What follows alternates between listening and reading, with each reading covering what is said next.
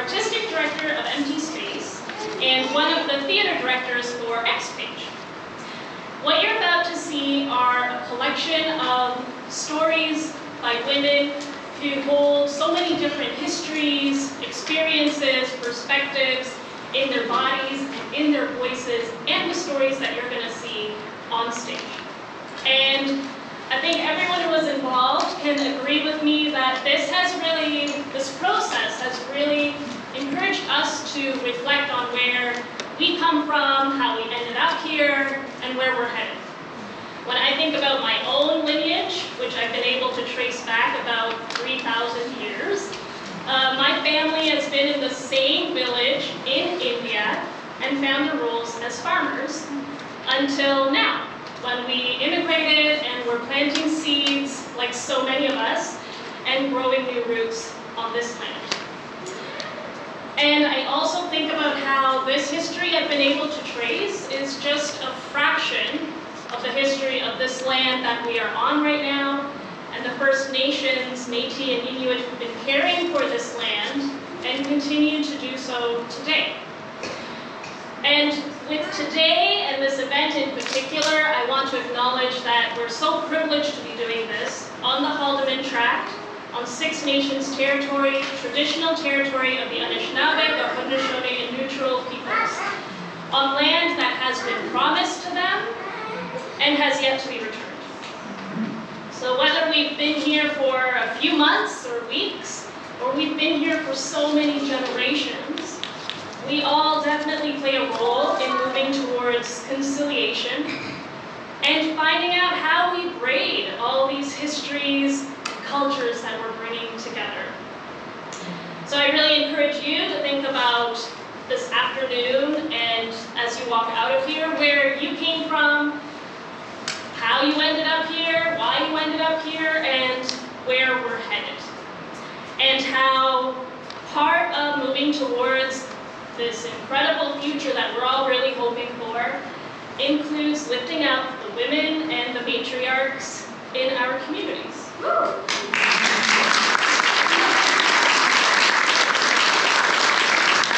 with that, there was an incredible team of facilitators and participants who brought this project to life for all of us and will bring it to life for you this afternoon. So I really encourage you to look at and keep your programs. Definitely use them to cool yourselves off, but then open them up. Check out the amazing bios of all of the performers you're going to see tonight, the acknowledgements of who was involved, including all of our sponsors, without whom we wouldn't have been able to make this project happen again. So you can find all of our sponsors on the back of the program as well. Thank you, Pam. For those of you who don't know me, I'm Tasneem Jamal. I am the writing coach and an editor for the X-Page workshop. I'll give you a little bit of background of this workshop. We started in 2019, that was our first season, and I think it was in 2018 that Carrie contacted me with this germ of an idea. And it's amazing to me. This is the fourth year we're doing it. The purpose is really to bring together refugee and immigrant women with local artists who those of us here, who would help the women develop, write, and then perform their stories. And it's an incredible process to go through. We do 12 weeks each year. Last year we did it entirely online, and we still did it. We pulled it off during the pandemic. But the women who come are so generous. They come with this. I've just blown out that they are willing to share of themselves, of their communities, and Pam leads us in these theater warm-ups and things that to me are just so bananas, and they just throw themselves into this, and it's just I think I can speak for all of us who facilitate this program that we get so much more out of it than we give. It's a beautiful thing. And so what we do is we facilitate the storytelling, but the stories are theirs and the voices are theirs. And so I hope you can accept that with the generosity that they bring. Thanks, Tasneem. My name is Carrie Snyder, and as Tasneem said, I co-founded this workshop in 2018 with Lamise Alathari, who can't be here today. And it's just grown, and it's amazing that we're back in person. Thank you for being here and coming to see this show in person. We're so appreciative. So the X page, we often get the question, what is the X page? And it is, it uses an exercise that's based on the teachings of Linda Berry, who is a graphic novelist and a teacher herself. And we like to think of the X page as being kind of the opposite of a blank page. And it's this space where we can develop and explore an image, a memory, a story, using all of our senses. It's very powerful, and as you'll see, the women have built these stories from scratch, from the ground up, in 12 weeks, bringing them to fruition for a performance for you. And we invite you in to the X page. Welcome to our performance of Voices.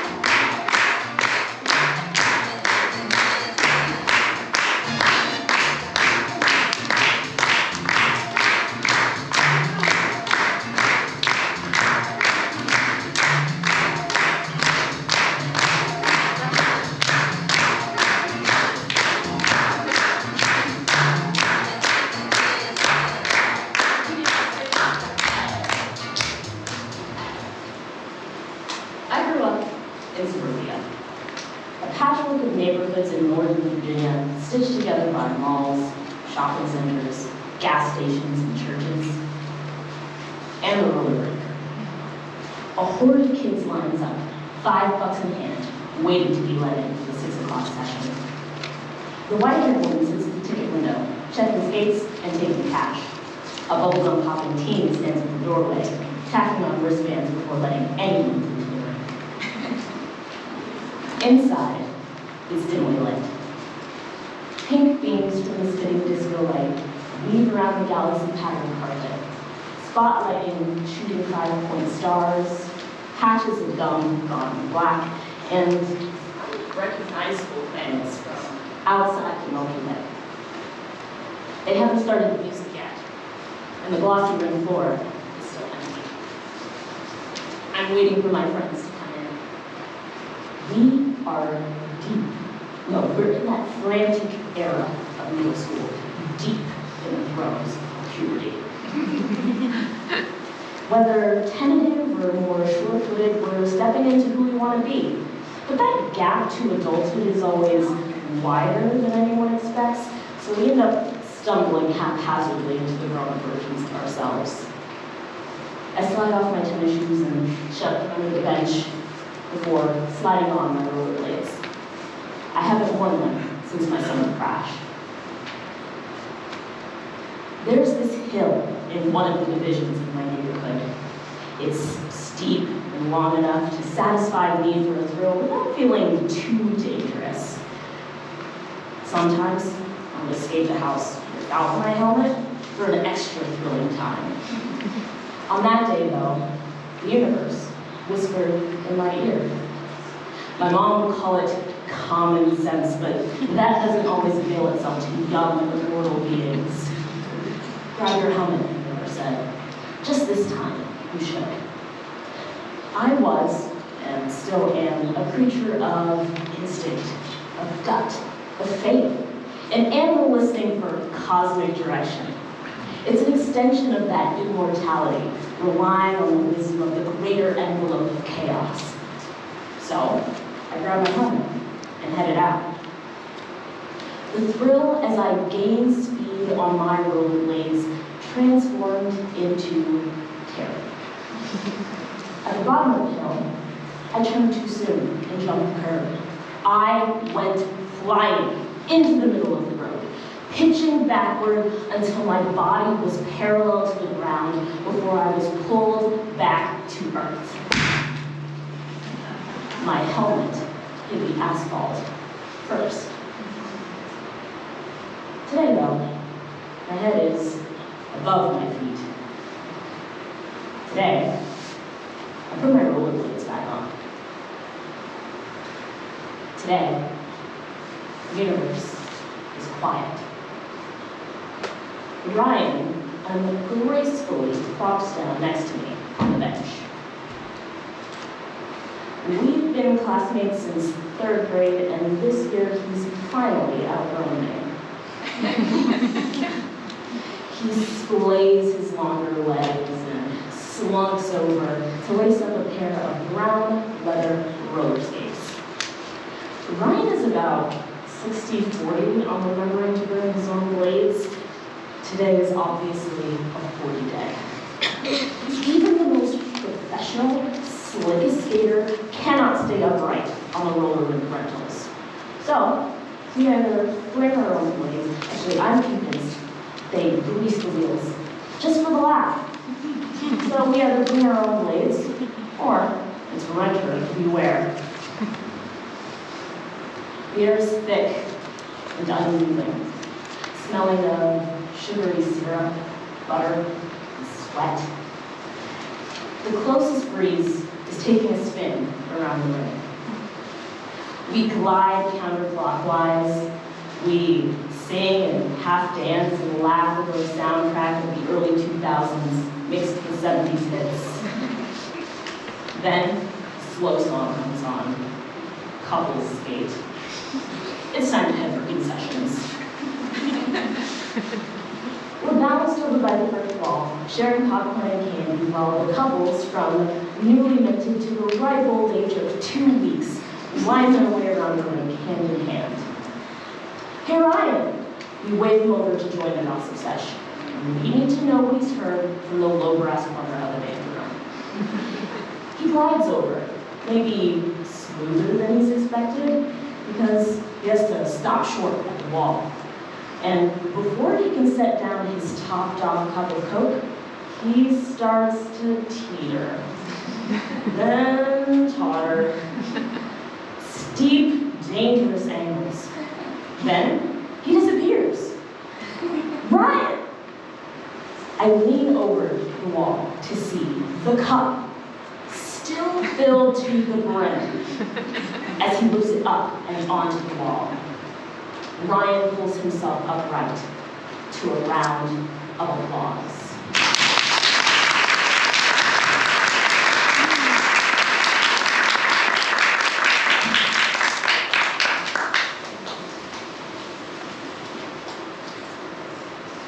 I am 10 years old. It is recess at school, and I'm walking with Mika, my best friend. We met each other last year in grade 4. We like each other just because. I like Mika as she is. I accept her as she is. She has asthma and can run. I am chubby, and I don't like to run. So instead, we walk, arms locked, back and forth over the schoolyard, and we talk. The girls in grade 6 are jealous. Sometimes they say things like, there goes the conjoined twins, or Peggy and Mika sure like each other, and then burst out into laughter. Our friendship exists mainly at school. We never hang out outside of school. But she knows where I live. Avocado Street, second house on the left, with a big avocado tree in front of the house. Every morning, Mika picks me up at 7:30 a.m. She calls out my name. Our dog starts barking, which tells me that she has arrived. On the way to school, we talk about what we did yesterday. Sometimes we guess who at school will leave Suriname, our country, and move to the Netherlands. I don't know if Mika has a secret spot at our house, but I do. Mine is in the corner of the fence by the avocado tree. The tree is a year younger than I. Mom planted it from a seed when we first moved here. Like me, the tree grew bigger and bigger each year. Its branches are strong and its leaves are dark green. I really want to climb the tree, but Mom says, girls don't climb trees.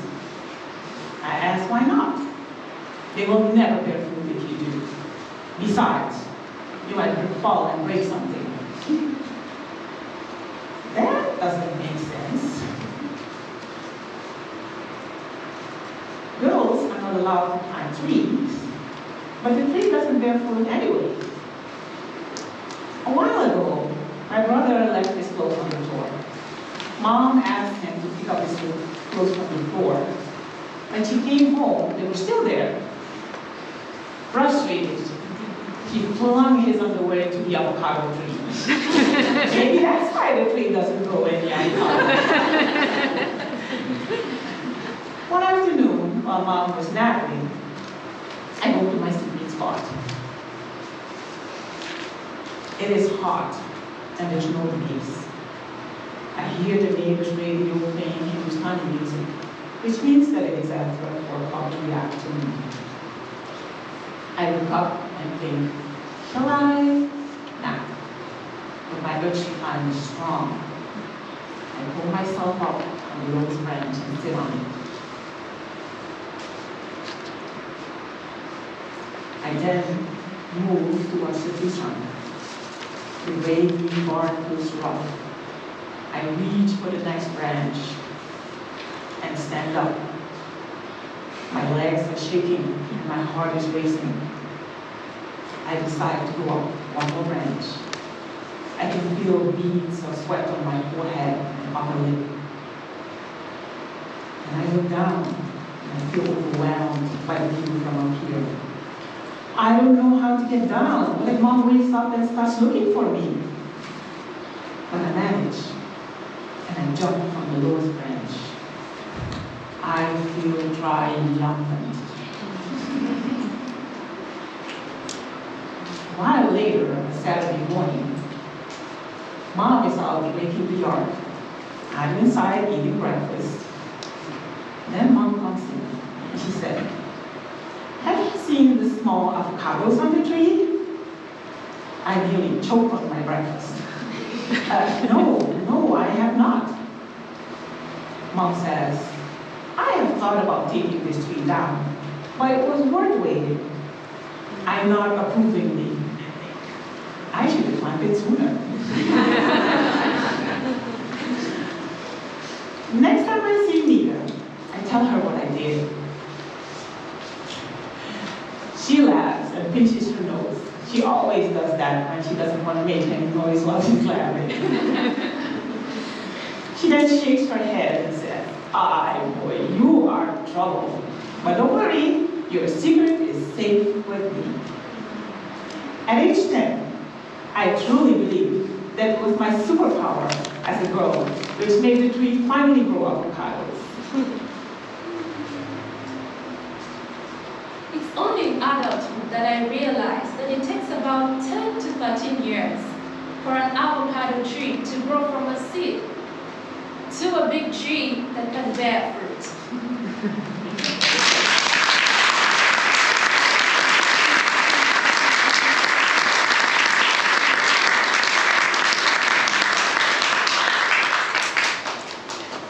I was once 15 years old.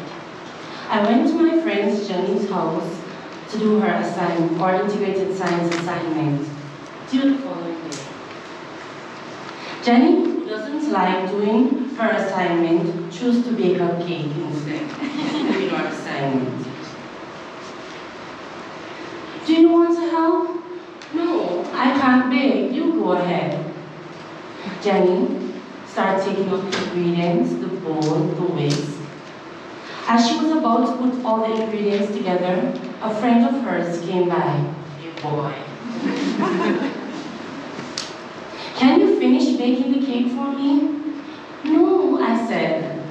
Tama, I don't know how to do it. Tamara, she said, put all the wet ingredients together, then add the cake mix. She then proceeded to the veranda to talk to her boyfriend.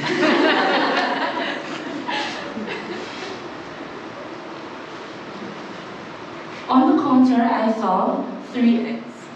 I break them one by one into the bowl and whisk them together. As I was about to add the cake mix to the wet ingredients, I heard Jenny's mother outside making a loud noise. Jenny's mother will make several trips back home during the days because her business place is nearby. Is this what you're supposed? Who is this person you have in my house? She said to Jenny and the boy. Is this what you should be doing? Or you should be doing your assignment instead? Answer me down before I box you. Since you want to be treated as a child, I will treat you as one. I continued to add the cake mix into the wet ingredients while Jenny's mother stormed into the house, locked on top of her voice. Then she came in the kitchen and saw me. Hi, Tamara, she said, and told me that I would have to continue baking at home because Jenny will be coming back to her to the store. Jenny was moving fast enough. Jenny's mother was so upset and Jenny wasn't moving fast enough, so she combed her on her forehead. I comforted her, but being rebellious was Jenny's middle name, so she moved even slower. I then told her that I would bring the cake to school the following day. I live approximately 3 to 4 blocks away from Jenny, so I poured the batter into the container, hold it very gingerly. I poured the batter into the container and hold it gingerly and go home so it wouldn't spill. I was so worried, wondering what I should tell my mother. Should I tell her the truth or should I tell her the lie? Because I was supposed to be doing my homework. I was so deep into thoughts. I walked past everyone, not saying hello or good afternoon. As I was about to reach home, I decided to tell my mother the truth. After telling Mom the truth, she told me all assignments would be done at home from now on so she can keep her eye on me. Still holding the container with all the batter, I asked Mom, can you help me to bake the cake? She said, Tamara, it's easy. You just need to turn the burner, strike the matches, and put it in the hole in the oven. I then went to the kitchen and poured the batter into it. I then went to the kitchen and oiled a 12-inch baking pan and poured the batter in. Mom, can you please help me? No, Tamara, you need to try it first for yourself. So, I turned the burner, strike the matches, and I was about to open the oven. It exploded. It exploded. Then I realized that all the hairs on my arm was burnt off. I was so shaken up and frightened. Mom!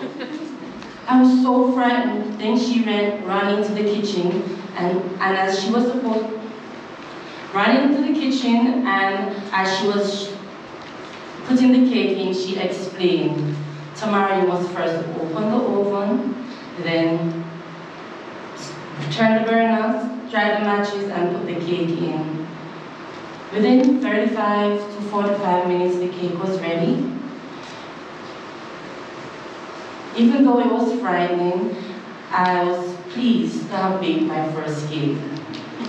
I took a shower, I cut a slice of the cake, and I enjoyed every bit of it. The following day, I went to school, and the following day I took the cake to school, and the following day I took the cake to school for me, Jenny, and our friends to eat after lunch. I then told them the story of the hair being burned from my hand. Everybody came around to look at my hand and to ensure that I was okay. After they found that I was okay, they all laughed at me. For weeks, they made fun of me. Thank you.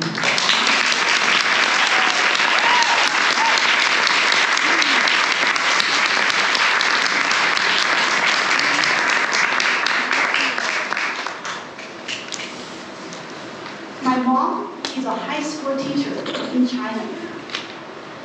Teachers working long hours in China is normal.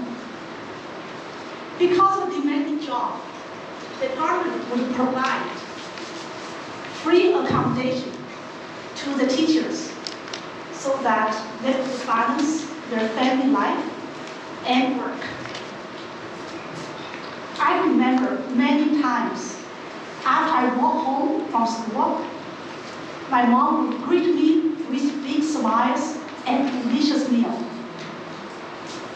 Sometimes it was crispy spring rolls. Sometimes it was stir-fried rice. Sometimes it was dumplings wrapped with butter. My mom would say, cooking is a service, a labor of love. My hometown is by the Yangtze River. The winter can be as low as 1 degree. It may not sound as harsh as winter in Canada, but there's one but. My daughter is right here. She always says, Mom, don't say but.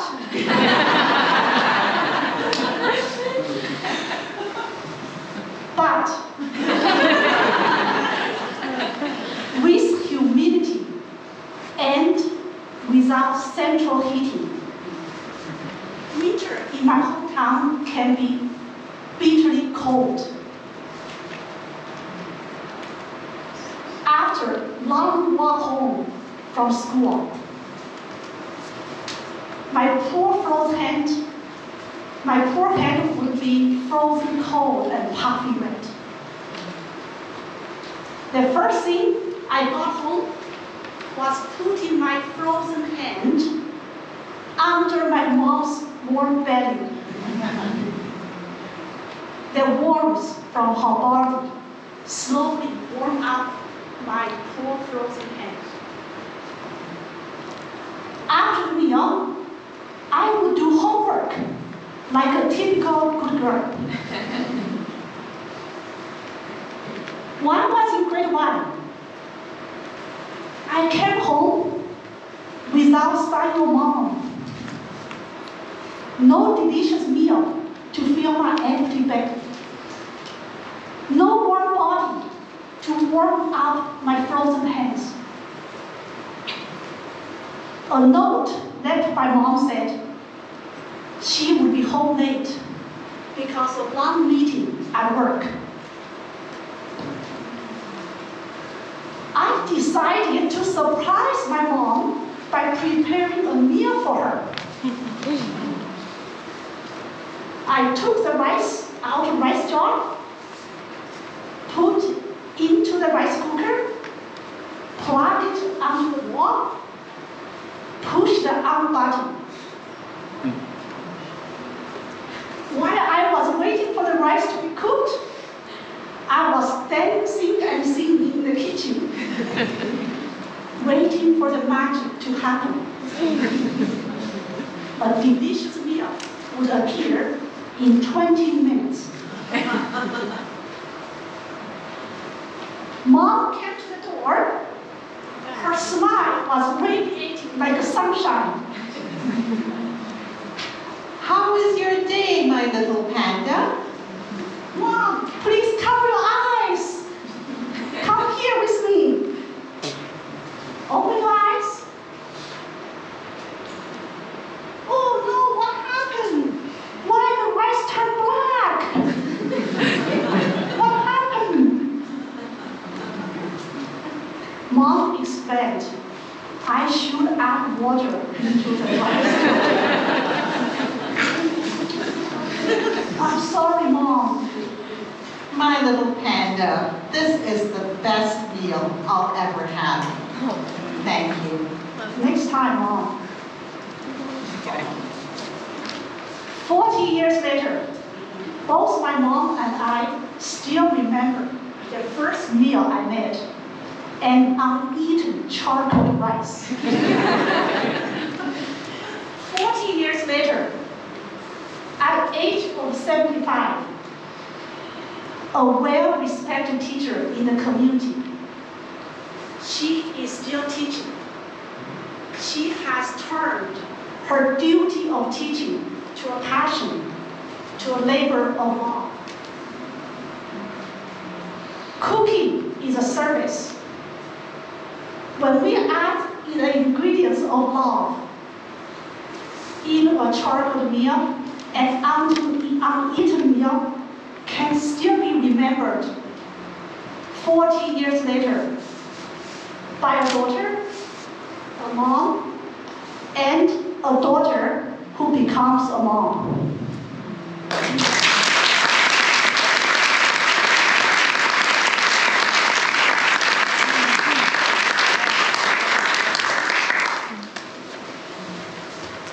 I'm at home. It's safe and cozy inside. Safe because I'm not getting rained on outside. The weather has been miserable for several days now. The crops are getting uprooted because of all the heavy rain, which will not be good for the harvest, I heard my mother say the other day. Ordinarily, I'll be outside in the warm sunshine, playing with my friends in the dried up backyard. Not today. Ordinarily, Amai, or Mom, will be having her afternoon nap. She loves her naps. Not this afternoon. I'm in the kitchen talking to my mother, who keeps telling me to hold on a minute as she moves the dishes, works the cake mixture, and attempts to wipe clean her flour-stained hands on a navy blue apron. There is a line of sweat crowning her brow, which she wipes away with the back of her hand. Mom, how many scones are you baking today? 12? 20, she responds. 20? What a treat! 20 delicious tea scones, as we call them in Malawi, biscuits to you, which I expect to turn out a light golden brown. The rain on the rooftop startles me as it begins to pound harder.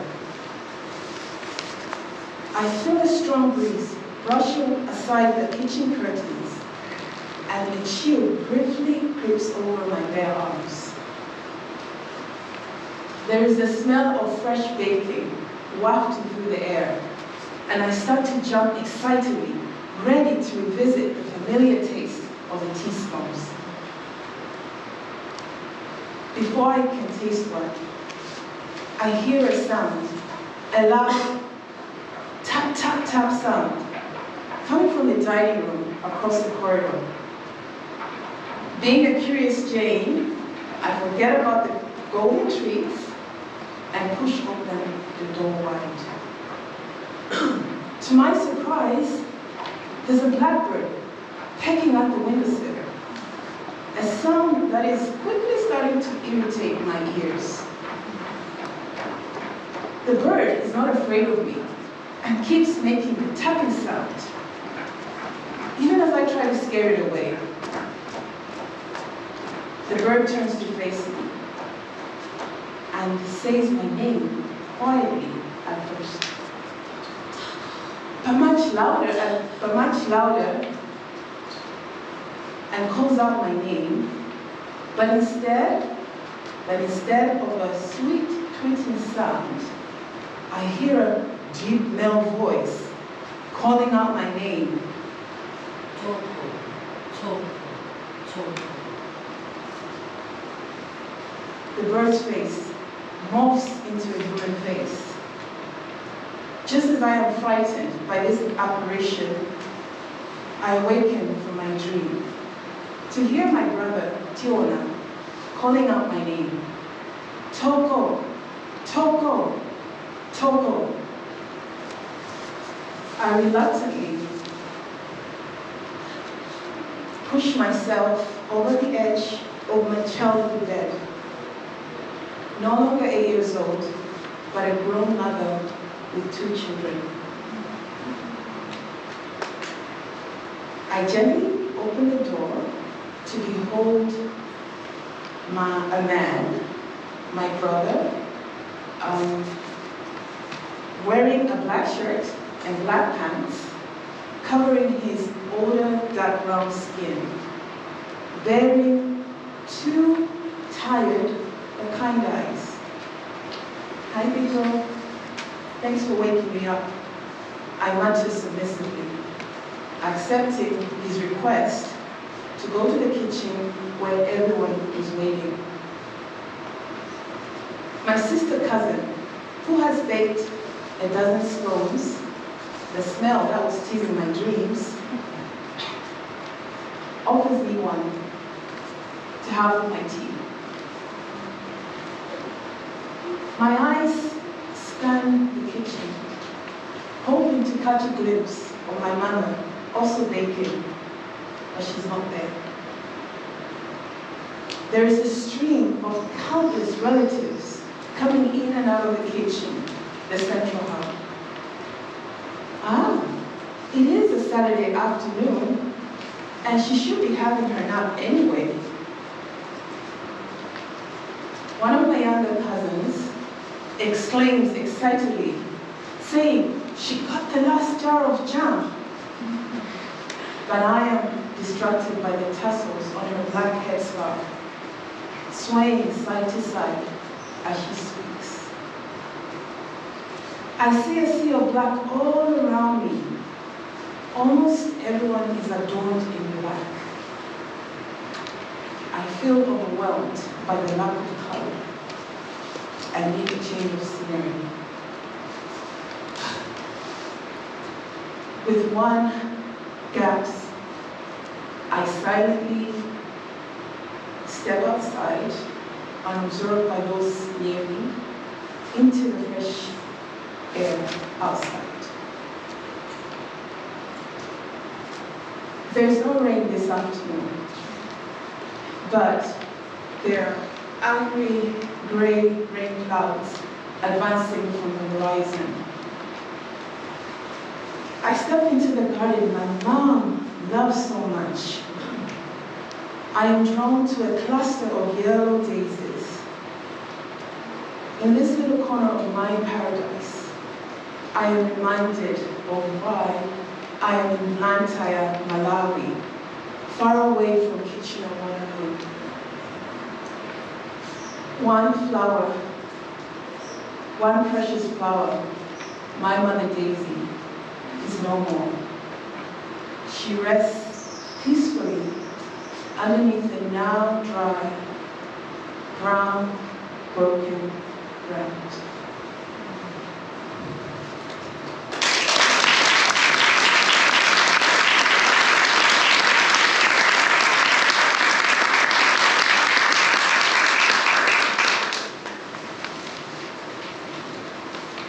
It was early morning, and I woke up to the melody of the songs my mom liked to play on the tape recorder. I heard my mom cleaning around the house, preparing for a big project for today. I thought I needed a few minutes to move from my bed. I wrote my favorite words on the wall, not with a pencil, but with my finger. I liked tracing words on the wall. I was 7 years old and just started learning to write words. I felt happy and proud when reading or writing new words. I traced the words love and mom and jam because I love my mom and the jam that she makes for us. Yesterday, the mobile vegetable seller brought a bulk order of the best kind of apricots that Mom had ordered. He drove his small trucks between streets and lanes in my hometown of Damascus, Syria, selling his seasonal fruits and vegetables. He would sell all different kinds of apricots: al-baladi, al-ajami, al-klabi, al-hamwi, and al-tadburi. He called out the names of the produce for sale in funny rhymes so the people would buy from him. المشمش موردي يا بلدي خمير يا بلدي طيب يا مشمش. The apricots are from al-baladi town and they are reddish. The apricots are ripened and tender and almost melted. Al-baladi and al-ajami were the best for making jam. My mom looked for big sided fruits, reddish, and sweet. I knew there would be busy days ahead making jam. Yesterday, my sisters Rowan and Diana and I helped my mom remove the seeds from the fruit. We loved having Mom while chatting. My mom liked to talk about our future. She had a sense of humor too. I laughed at her jokes sometimes. At other times, I felt, man, she got upset with me because of the mess I did. I was so excited to see the jam ready in jars, but I knew that I had to wait for 1 week or two before I could taste it. Preparing jam is a long process. My mom was very picky about the final product. She took care of every step. She wouldn't accept other than perfect work and perfect results. I enjoyed watching her prepare food. She left the soft velvet skins on the apricots and cut them in half. She cooked down the half-cut apricots with sugar. She needed to be precise about the time of cooking to get the beautiful orange amber color. She removed the froth from the top of the mix constantly so the jam didn't get bitter. Then she poured the mix into trays, covered them with gauze, and let them sit under the sun for about a week to thicken. I would go up the room with my mom to check it every day, to check if the color was good and if the thickness was perfect. When it was ready, my mom filled the jars with yummy jam. My mom made the best jam on earth with her talented hands. Oh, if I can describe the sweetness of that jam, or the aroma that filled the air of our house, or the color that was just right, not too dark and not too light. Our kitchen was teeny tiny and barely fit 2 people and had only 3 shelves, and yet my mom magically prepared the most delicious food. She lined up the many jars of all different preserves on the shelves. I knew that the delicious jam waited for me on the shelf all winter, calling me to eat some with pita bread and white cheese when I came back from school hungry.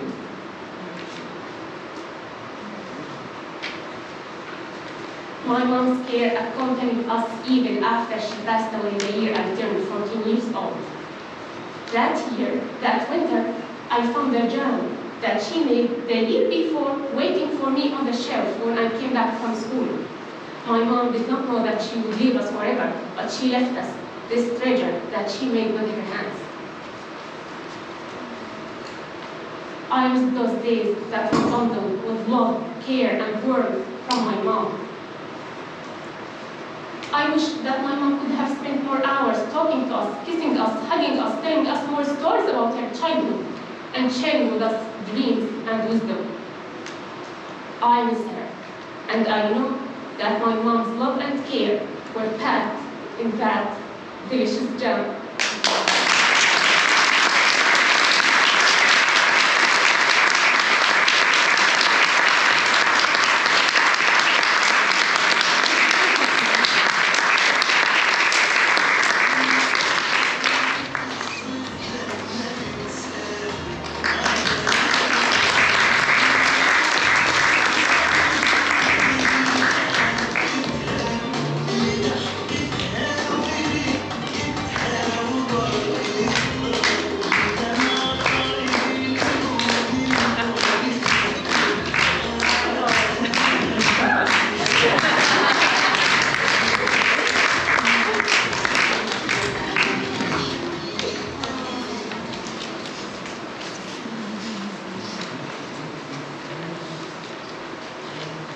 My younger brother and I were playing in the dirt driveway in front of Aunt Chan's house.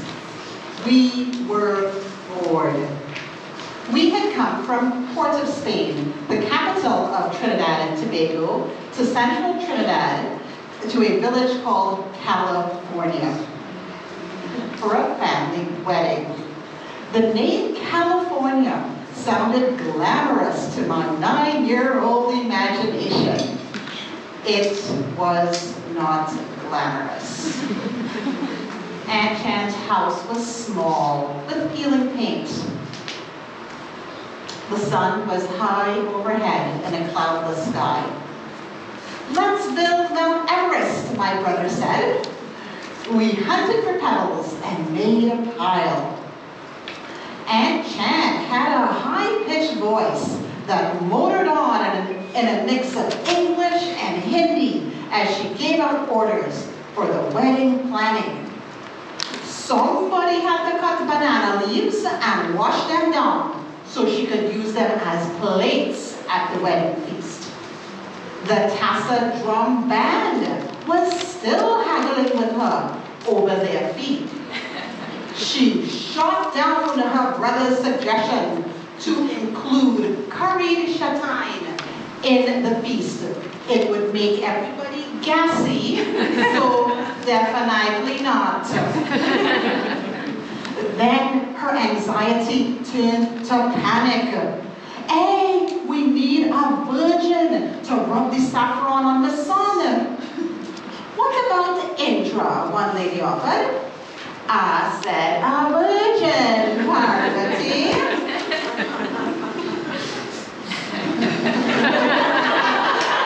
A white crown car pulled into the driveway, kicking up the dust. Aunt Chan rushed past us to embrace her son as he emerged from the car. She turned to take him into the house, and her eyes rested on me. Her face lit up. Come, girl, we need a virgin to rub the saffron. I knew the Virgin Mary from religion classes at school, but could not see how she would be involved with Hindu wedding prayers. I had no idea what rubbing the saffron was. Aunt Chan led me into the green bamboo wedding tent. She smoothed my hair and straightened the straps of my blue cotton sundress. Take off your sandals, she commanded, and I obeyed. Aunt Chan's son entered the wedding tent and sat below a curtain of coconut fronds. He had changed out of his street clothes and now wore only a white dhoti loincloth. Family and neighbors trickled in and sat on mats on the ground before him.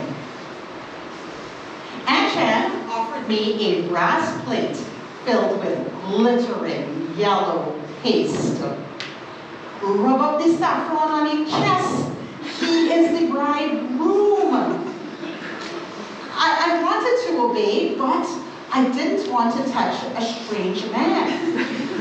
He was a cousin, one that I had never met. He was naked from the waist up. Aunt Chan guided my free hand to the plate. Rub it up on your chest, girl. I dipped my fingers in and wiped one dot on his chest and stopped, hoping my mission was fulfilled. Yes, yes, rub it good, both hands now. She held out the plate for me, and I plunged both hands in. A cloud of gold dust rose. I rubbed the paste on his chest, on his shoulders, and his upper back in circles and spirals. Everything was yellow. My hands and his body. Gold dust in my hair and on his cheeks.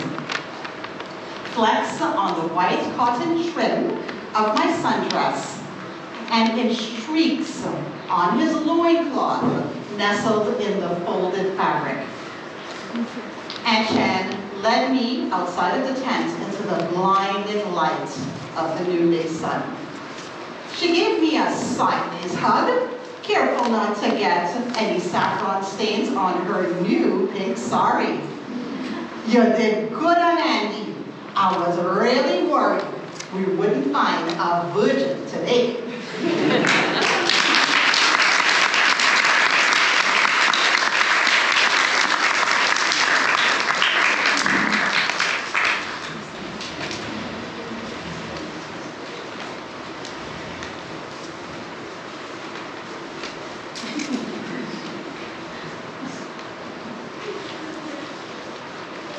I'm thinking entering the sea.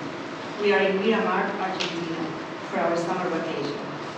The beach is full of people sunbathing, young men playing soccer, little children making sandcastles with canals at the shore. Some people are swimming in the sea.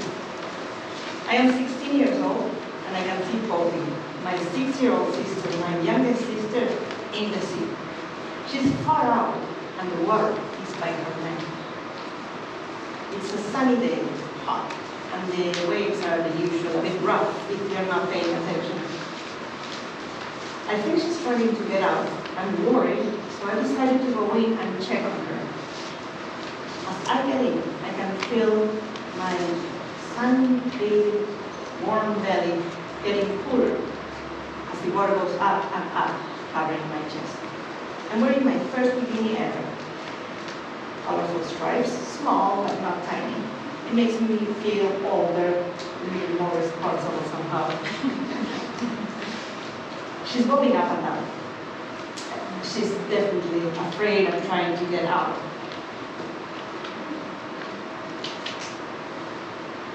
Ceci, I can't get out, she yells. I'm coming, I yell back. As I get closer to her, I realize that the tide here is very strong. As we try to walk, I think, closer to her, the tide is still pulling us out to the sea and towards the rocks. I reach her and I grab her hand tightly as we try to walk back to the beach. But I can feel a very strong force pushing us to the side, and it makes me walk like a crab to the side, and Poppy too, it's even harder for her. I don't understand what's going on, but I cannot control this underwater force that pushes us to the rocks. A man is entering the sea. He's not running, but he's full of muscles. He's wearing a tight, small bathing suit. He's blondish with curly hair, definitely not my type. Clothes, obviously. Then I realize he's a lifeguard, and he's coming in our direction. This cannot be happening. I'm not a child, and I know how to swim. How is he going to help us? This is so embarrassing. Don't worry, we're okay, I yelled to him. He doesn't seem to hear me, or even doesn't bother answering. He keeps advancing in our direction. Suddenly, I realize I cannot do this on my own. He reaches us and grabs our hands and starts walking towards the beach. And suddenly, it's like as if he has some sort of superpower or a protective bubble, and the tide is not so strong anymore. We don't need him anymore, but he's still holding our hands. Poppy doesn't mind, she looks tired. I feel my hand locked in his. The water is by our knees now, and he won't release our hands. This is so embarrassing.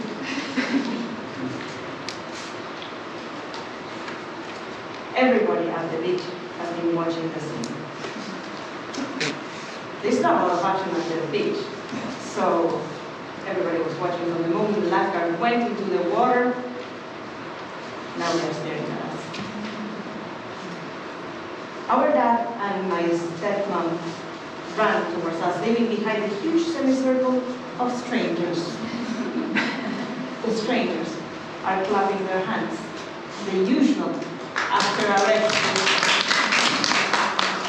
My hair is wet and cannot easily cover my lower red face. Yes, I'm sunburned, but this redness covers my whole head. I feel goosebumps on the rest of my body as the soft wind blows by. This is one of the most embarrassing moments in my life until now. Little do I know, there will be many more.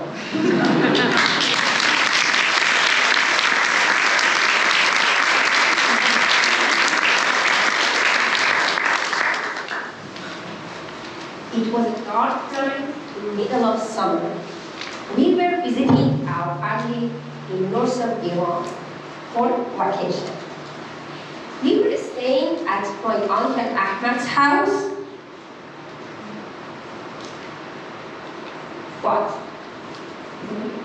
But we had finished our games and fall there. We were going to my other uncle's house, Uncle Hojat's, to spend the rest of the night there. I reached out to my mom to walk hand in hand in the dark garden path. The path between two houses. Reza, my brother Reza, and my cousin Tahir came with us. The garden path was full of the sounds of crickets, the smell of red roses and pink flowers wafted through the courtyards of some houses.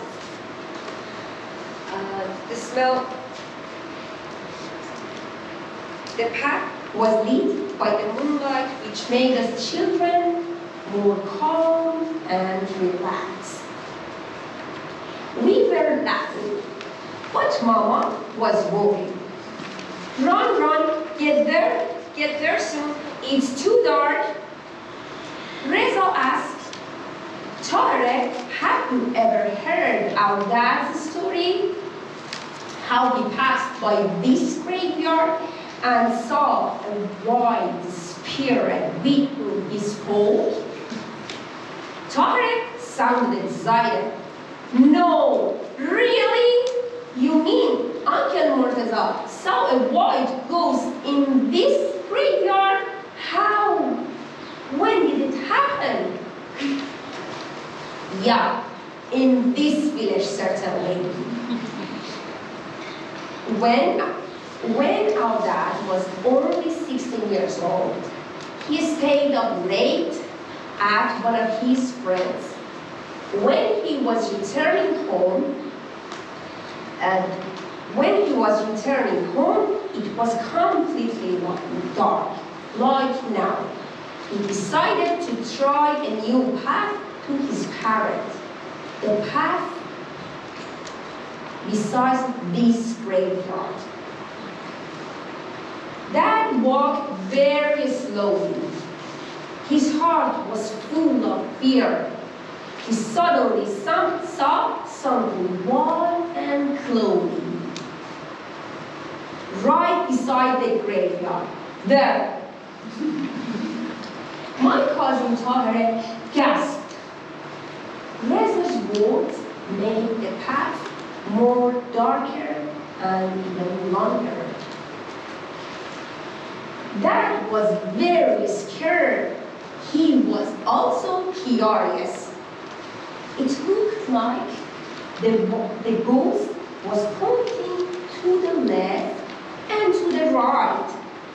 It seemed to say something, don't go left, don't go right, come here. Dad's imagination was running wild, but he wasn't really a fan of ghost stories were so popular in villages. He wanted to know the truth. He was breathing fast and sweating. He felt a strange coldness in his legs. He moved his legs. He moved his leg. The closer he got, the louder the sound of snorting and whispering. Don't go left, don't go right, come here. Now, our dad was just a few steps from the white ghost. It sounded loudly and Dad jumped. He saw that the white ghost wasn't really a ghost. It was a farmer's white horse, which hadn't been taken to the stable yet. And the arm pointed to the left and to the right was the horse's tail. It moved it to swat the mosquitoes on that warm night. That was after he saw it was just a horse that laughed. He wiped the sweat from his forehead. Then he walked home feeling proud. He had faced his own fear. Toher and I all laughed. Mama laughed too, but he couldn't help saying, go, run to, get through the dark night and these tall trees faster. At last, we got there. We got to Uncle Hojat's house. A dim light lit the wooden steps in the courtyard. I heard laughter. My other cousins and all the guests. I smelled a slice sweet of watermelon. There was no thought of fear. There was no thought of darkness of that night. No fear and no worries at that moment. What did I feel? What do I remember now? It was the scent of pure night gathering all around us. It was summer vacation on my dad's birthplace. I remember this all very well.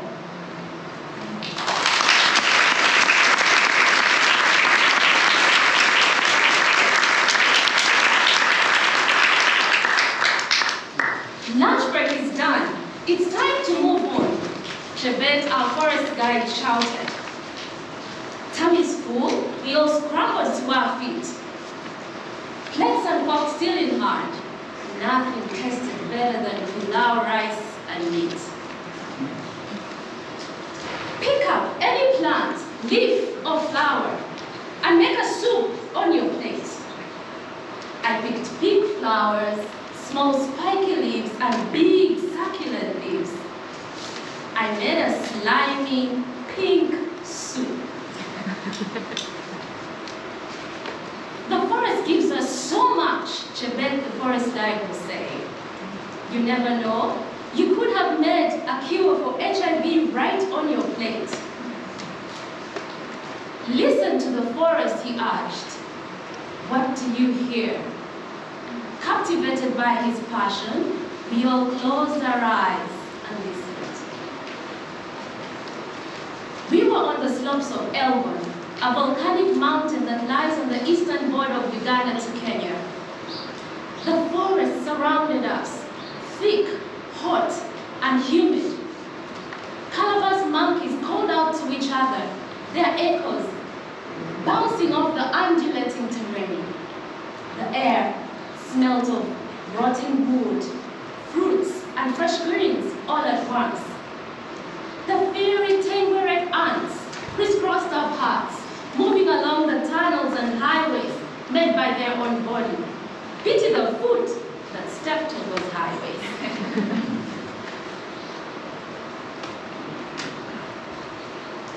We went deeper into the forest.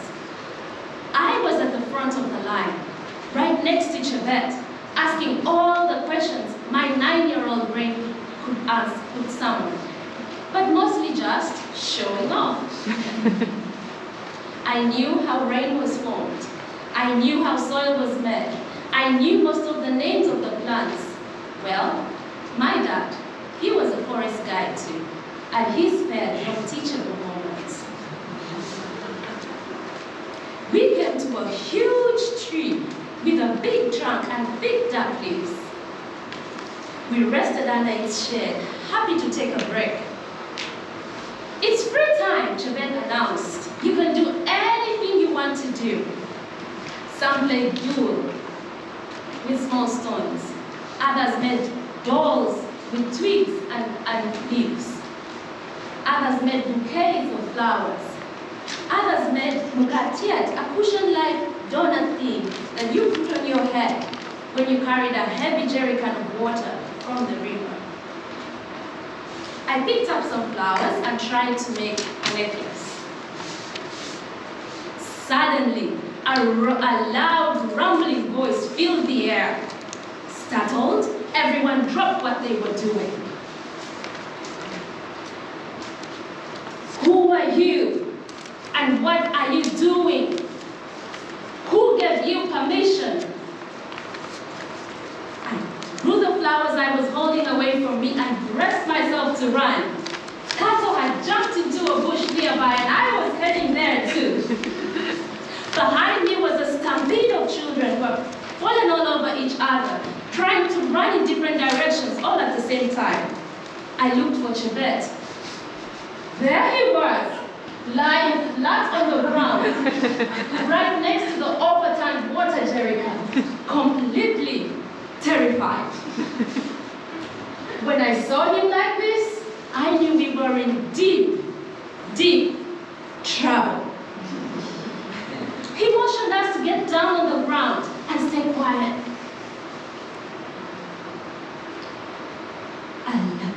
A strong silence filled the air. The tension was palpable. 5 minutes seemed to go by. I had someone stifling a cry. Kato tried to speak and everyone else hushed him down. Chebet slowly stood up.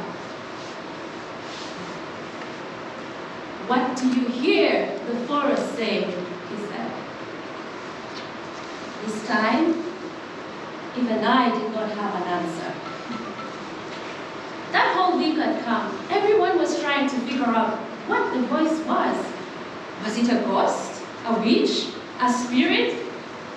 A calavana? The one with wooden feet that walked around the night looking for children that failed to fall asleep? Chebet said he had never seen or heard anything like that in his entire life. What was that voice? I asked my dad. Immediately I got home from camp. What do you think it was? My dad said, with a playful twinkle in his eyes. Then I knew. A forest guard with a big, deep voice had entered into the large tree trunk and was speaking through it. I'm almost 40 now, only beginning to grasp the power of voice. That tree spoke, and we all stopped and listened. The tree spoke, and we were spurred to action. The tree spoke, and we debated. How about if we all use our voices and spoke?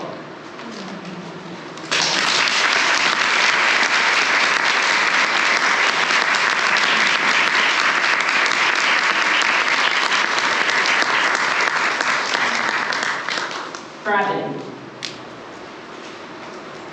Friendship. Lesson. Law. Colors.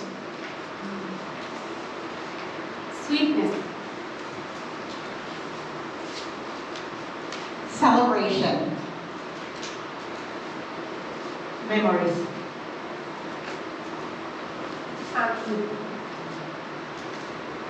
Voice.